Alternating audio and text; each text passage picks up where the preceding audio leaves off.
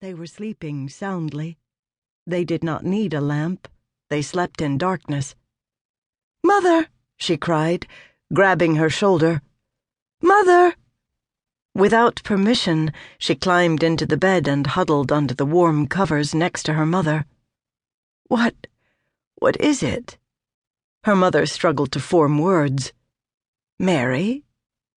"I've had such a strange dream," she cried. "I was taken up into some heaven, I don't know where. I only know it was not of this world. It had angels, I think, or I don't know what." She paused, gasping for breath. "I think I was called to join them, called to become part of their company."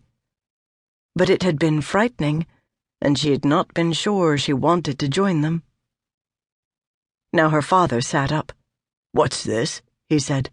A dream about being called?" "Nathan." Mary's mother reached out and tried to restrain him by touching his shoulder. "I don't know if I was being called," Mary said in a small voice. "But there was this dream, and people up on high places, and—" "High places?" cried her father.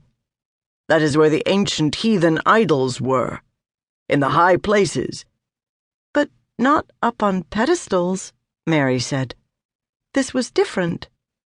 The people being honored were standing upon them, and they were people, not statues." "And you think you've been called?" her father asked. "Why?" "They asked if I would join them. They said, 'Will you come with us?'" Even as she recited it, she could hear the sweet voices. "You must know, daughter, that all prophecy has ceased in our land," her father finally said. "There has been no word uttered by a prophet since Malachi, and that was 400 years ago. God does not speak to us that way any longer. He speaks only through his holy law, and that is sufficient for us." But Mary knew what she had seen, the transcendent glory and warmth of it. "But, Father," she said, "the message and the invitation were so clear." She kept her voice low and respectful, but she was still shaking. "Dear daughter, you have been misled. It was but a dream, brought on by our preparations for Jerusalem. God would not call you. Now return to your own bed." She clung to her mother, but her mother thrust her aside. "Do as your father says," she ordered. Mary returned to her room, the majesty of the dream still enveloping her. It had been real. She knew it had been real. And if it was real, then her father was wrong. In the hours just before the sky would lighten, the household made ready for its pilgrimage to Jerusalem for the Feast of Weeks. Mary had been excited because all the adults were so eager for the trip, and because all Jews were supposed to long for Jerusalem.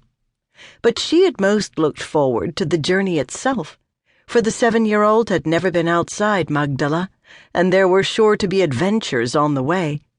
Her father had hinted at them when he told her, "We will be traveling to Jerusalem by the short route, through Samaria, so it will take us only 3 days instead of 4. But it is dangerous. There have been attacks on pilgrims going to Jerusalem." He shook his head. "The Samaritans even still have idols, I have heard. Oh, not so openly any longer, not by the roadside, but—" "What kind of idol? I've never seen an idol," she asked eagerly.